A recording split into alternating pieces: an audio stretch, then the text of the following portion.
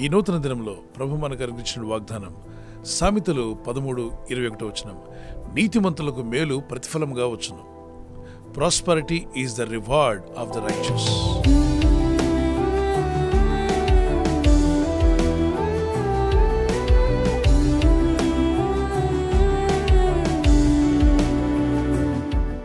నీతిమంతులకు దేవుడిచ్చే ఒక రివార్డ్ ఏంటో తెలుసా? ప్రాస్పరిటీ.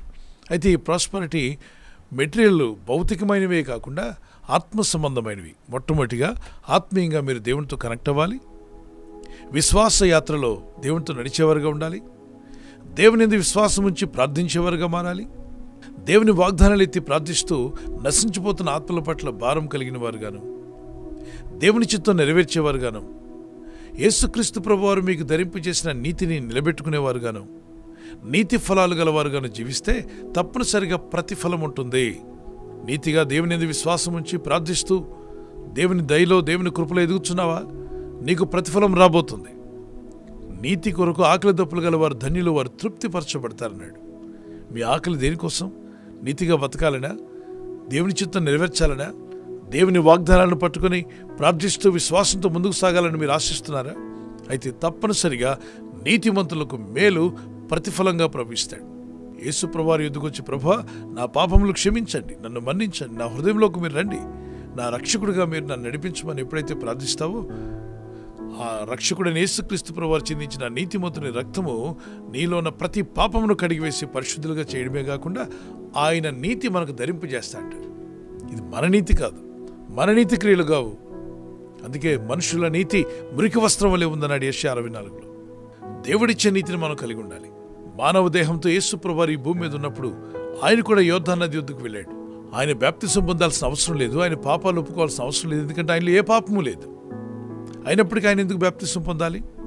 మనకు మార్గం చూపించాలి కనుక. మనుషుల ఆత్మ ఉందని, మానవ దేహం మరణించినప్పుడు ఆత్మ దేవుని వద్దకు వెళ్ళాలని, వెళ్ళకముందే పరిశుద్ధులుగా నీతిమంతులుగా తీర్పు తీర్చబడాలని దేవుని లేఖనాలు నెరవేర్చిన నిమిత్తమై ప్రవచన లేఖనాలన్నీ కూడా తన యందు నెరవేర్చి ఆ నెరవేర్చిన రక్తాన్ని నీకు నాకు మనందరికి ఇవ్వడానికి ఆయన ఈ వాగ్దానం నెరవేర్చుటకు ఆయన అక్కడికి వెళ్ళాడు. యోర్దాను నది ఒడ్డున నిలబడి ఉండగా పరిశుద్ధాత్మ పూర్ణుడిగా ఉంటున్నటువంటి బాప్తిస్మిచ్చి యోహాను ప్రభును చూసి అంటాడు, ప్రభా నీకు బాప్తిసం అవసరం లేదే, మీలో ఏ పాపము లేదు, మీరు లోక పాపములను తీసుకుని పోయే గొర్రెపిల్లగా ఈ లోకానికి వచ్చారు కదా, మీరెందుకు వచ్చారు బాప్తిసానికి అన్నప్పుడు ప్రభు అంటాడు, నీతి యావత్తు ఇలాగ నెరవేర్చడం మనకు తగి ఉన్నది. యేసు ప్రభువారు బాప్తిస్మిచ్చి యోహానుతో మాట్లాడతారు. అంటే నీతిని నెరవేర్చాలి. దేవుని వాక్యము ఆయన సంకల్పం నెరవేర్చుకుని ముందుకు వెళ్ళాలి. ఆయన మనకు మార్గం అన్నాడంటే ఆ మార్గం ఆయన తీసుకుని మనకు చూపించబట్టే మనము బాప్తిసాలు పొంది ఆయన మార్గంలో జీవిస్తున్నాం. యేసుక్రీస్తు ప్రభువారి రక్తంతో నన్ను కడగమని ప్రార్థించినప్పుడు ఆయన నీతి మీకు ధరింపజేస్తున్నాడు. ప్రతిదినము మానకుండా ఈ ఆన్లైన్ ప్రోగ్రామ్స్లో మార్నింగ్ ఈవినింగ్ ప్రేయర్స్లో పాల్గొంటూ దేవుని వాక్యం వింటున్నారే, నీతి కొరకు ఆకలి దప్పులు కలిగిన మీరు తృప్తిపరచబడతారు. లోకులు కాకులుగా మారి కొన్నిసార్లు మిమ్మల్ని హేళన చేయొచ్చు. ఎందుకంత నీతి, ఎందుకంత భక్తి, అంత ప్రార్థన అవసరమా? ఇలా మాట్లాడుతున్నప్పుడు మీకు దేవుడు అనుగ్రహించిన నీతిని, ఆ విశ్వాస జీవితాన్ని విడవకండి. ఎందుకంటే మీకు మేలు రాబోతుంది. మీరు మేలు పొందే సమయంలో అపవాది ఎవరో ఒకరిని వాడుకొని మిమ్మల్ని భక్తి నుండి బయటికి లాగేయడానికి ప్రయత్నం చేస్తాడు. బ్రతుకు బస్ స్టాండ్ అంటారు చూసారా? ఆ విధంగా అనేక మంది జీవితాల్లో భక్తిని కోల్పోయి, విశ్వాసాన్ని కోల్పోయి, ప్రార్థనా జీవితాన్ని కోల్పోయి దేవునికి దూరంగా వెళ్ళిపోతున్నారు. అట్టివారుగా మీరు ఉండకండి. మీ విశ్వాసాన్ని కాపాడుకోండి. మంచి పోరాటం పోరాడండి. గ్రామాల్లో ఉన్నా, పల్లెల్లో ఉన్నా, అడవుల్లో ఉన్నా, స్వదేశంలో ఉన్నా, విదేశాల్లో ఉన్నా, పల్లెలు, గ్రామాలు, ఏజెన్సీ ఏరియాలు ఎక్కడున్నా ఈ దేవుని వాక్యం మన పాదములకు దీపం, మన త్రోవకు వెలుగే ఉంది కనుక విశ్వసించి ప్రార్థిస్తున్న మీరు దేవుని వాక్యం పట్ల ఆసక్తి కలిగి ఆయన నీతి మార్గంలో జీవిస్తున్నట్లయితే తప్పనిసరిగా ప్రభు అయిన దేవుడు ప్రతిఫలం దయచేస్తాడు. నీతిమంతులకు మేలు ప్రతిఫలంగా ప్రభు అనుగ్రహించబోతున్నాడు. God shall provide all your needs. Prosperity is the reward of the righteous. నువ్వు దేవుని వాక్యంలో, దేవుని మార్గంలో రైచియస్గా జీవిస్తున్నట్లయితే ప్రాస్పరిటీ అనేది రాబోతుంది. First of all God will give you spiritual prosperity. మీరు ఆ విధంగా నమ్మకస్తులుగా మీరు జీవిస్తున్నట్లయితే భౌతికంగా కూడా ప్రభు మిమ్మల్ని దీవిస్తాడు, ఆశీర్వదిస్తాడు, మీ అక్కర్లన్నీ తీరుస్తాననే వాగ్దానం చేశాడు.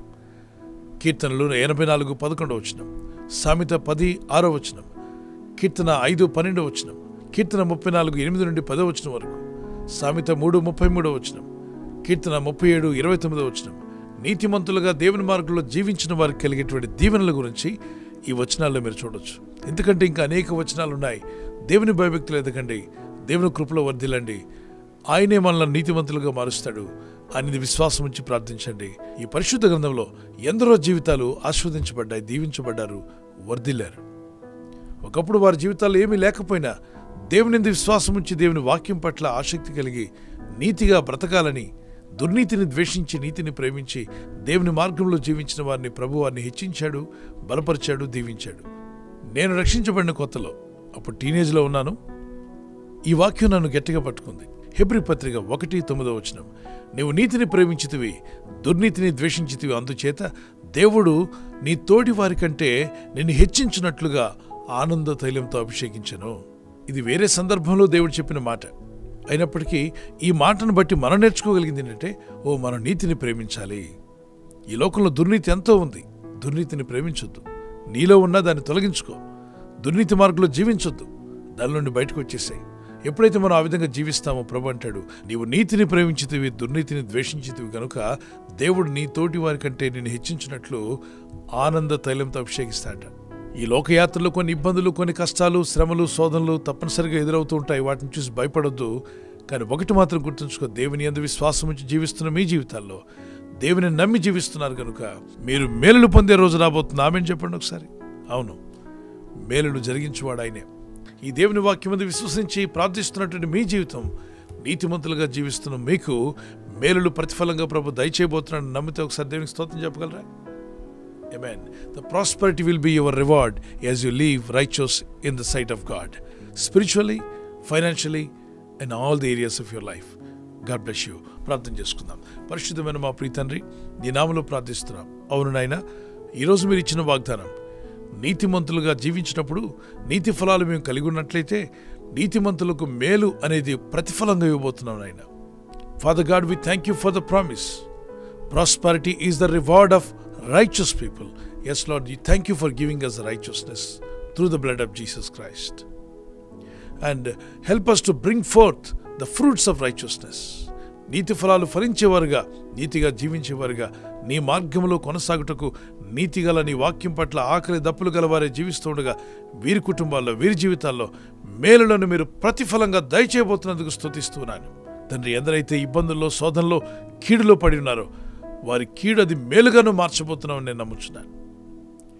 ప్రస్తుతం వారు ఎదుర్కొంటున్నటువంటి ఇబ్బందులు, కష్టాలు, శోధనలన్నీ కూడా అవి మేలుగా మారునుగాక.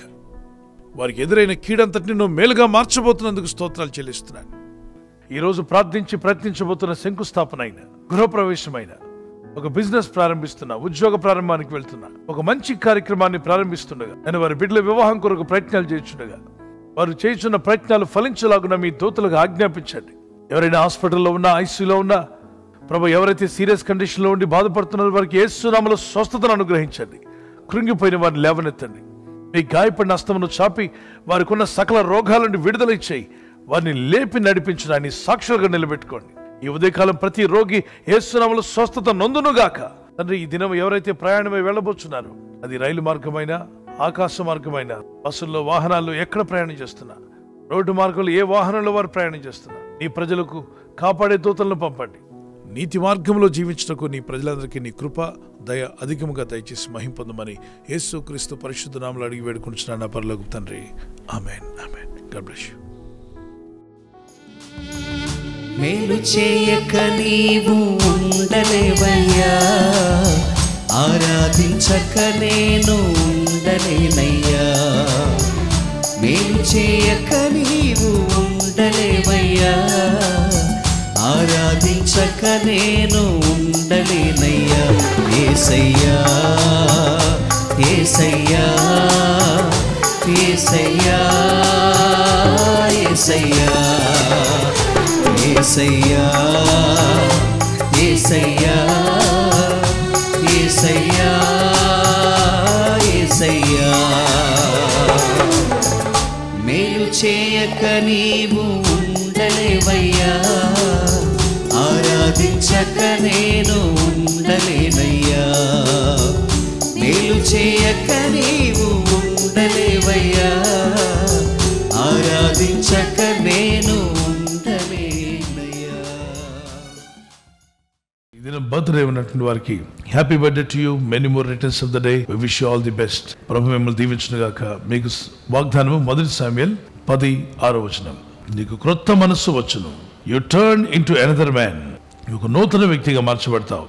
నూతన హృదయం, నూతన ఆలోచన, నూతన తలంపులు దేవుడు మీకు దయచేయను గాక. ఈ నూతన సంవత్సరం మీ జీవితంలో ఒక నూతనమైన ఆశీర్వాదాలకు అడుగుపెట్టుకు ప్రభు మీకు కృప దయచేయను గాక. May the lord bless you with the long life and may the lord protect you and provide all your needs in Jesus name. God bless you. అలాగే వెడ్డింగ్ యానివర్సరీ జరుపుకునే వారికి many more returns of the day. May the lord bless you. ప్రభు అక్కడ ఆలస్యమైతే silver jubilee, golden jubilee, platinum jubilee జరుపుకునే కృప దేవుడు దంపతులని మీకు దయచేయనుగాక. మీ ఇద్దరి మధ్యలో అన్యోన్యత, ప్రేమానురాగాలు పెరుగునుగాక.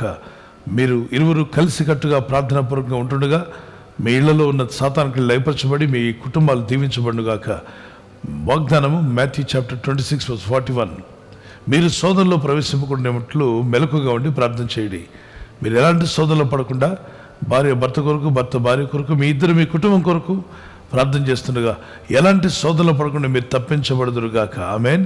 శోధన కాలంలో నేను మిమ్మల్ని తప్పిస్తాను అన్నాడు. Watch and pray so that you will not fall in to temptation.